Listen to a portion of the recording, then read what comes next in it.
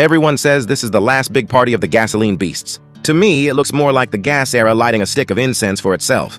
People talk about its giant mouth swallowing everything. But this mouth is big enough to swallow an elephant. It's not trying to eat the wind.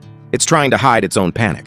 The octagonal grille almost takes up 70% of the front face. All black honeycomb mesh like a nightclub bouncer's suit. The old model had vertical chrome bars like shirt stripes, steady and dignified. The new one is smoked black honeycomb, like a Dark Knight king that just walked out of a tuning shop. The split headlights are thin on top, blocky below. The upper light strip cuts across like a surgical knife. The lower square main lights look like two eyes staring out. This isn't Audi's original innovation. It's the entire industry's collective. Surrender to the new energy look. The glowing four rings aren't a sense of ceremony. They're the gas badge putting itself on a ventilator and gasping for air. So the fiercer this front end looks, the more it reveals how empty the gas-powered hand is. What you're seeing isn't aggression, it's its final stubbornness. Raise the body and the presence arrives. But that presence isn't for you. It's a step reserved for the future. Electric platform. It's nearly 6 cm taller than the old model. Some say it looks more imposing, more commanding. I think those 6 cm weren't added for third-row headroom. They're a physical buffer zone left for batteries later. Long hood, short front overhang, long wheelbase, the last proportional insistence of a gas platform. But the 22-inch black wheels and black roof rails are all trying to stick a sporty sticker on it.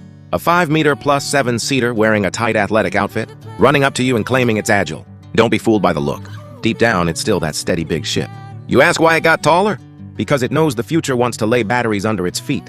So right now, it has to build itself a step first. 3 flat screens look very high-tech. But the more I look, the more they remind me of a KTV room. Turn on the ambient lights, and it feels even more like a private room where someone just queued up a goodbye song. The old dual-screen setup used to be the definition of tech.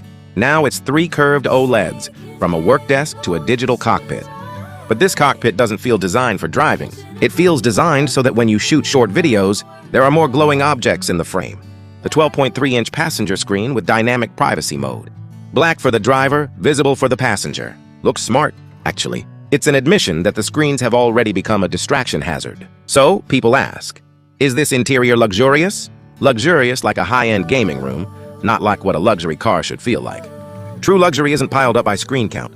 It's cultivated by the damping of physical buttons and the density of stitching. This one clearly leans toward camera aesthetics. It lacks that warmth that makes you sit down and not want to get out. The entire lineup drops the 4-cylinder, straight to a 2.9-liter twin-turbo V6. This isn't generosity, it's a clearance sale. Farewell at the end of the gas road. 429 horsepower, 599 to mere 0-100 in 4.8 seconds. The numbers are so pretty they make you feel a little sad, because Audi knows it may never get another chance to put a V6 in a Q7. This engine's foundation comes from the performance division. It's using the last inventory to hand out welfare to gas believers. The 48-volt mild hybrid isn't new energy, it's a ventilator keeping the combustion engine alive a little longer. It's still trying hard to look composed, to look reasonable. But deep down, you can already hear the footsteps of electric cars closing in. If you love the V6 soundtrack and mechanical feel, this is the last chance. If you care about fuel economy and intelligence, it will most likely wake you up. Domestic EVs will give you a fridge and a TV for half the price. This one charges you double for a V6. That's not value for money, that's a faith tax. Li Auto, NIO, ATO, they're grinding it into the ground on intelligence. What does it fight with? With the fact that you may never be able to buy a new gas-powered Q7 again. That part is real. It's not selling equipment.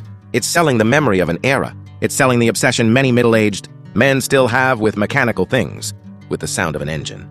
So, don't compare it to electric cars on specs. You're comparing products. It's betting on that little bit of reluctance in your heart. If your family needs 7 seats, you have charging at home, and you care about running costs, new energy is the more rational choice. But if you want to keep one last gas memory, if you do long highway runs, if you still love the mechanical feel, then it still has a small amount of irreplaceability. If this is the last generation of gas-powered Q7, will you pay for the nostalgia or turn around for reality? It's not a perfect car. It's the period at the end of an era. Whether that period is round or not depends on whether you still have any pride left in gasoline. Talk about it in the comments. Is the last bit of dignity for gas cars still worth it? Don't fight, because there's never a standard answer to a choice like this. If you enjoyed this video, hit like and subscribe for more honest car reviews.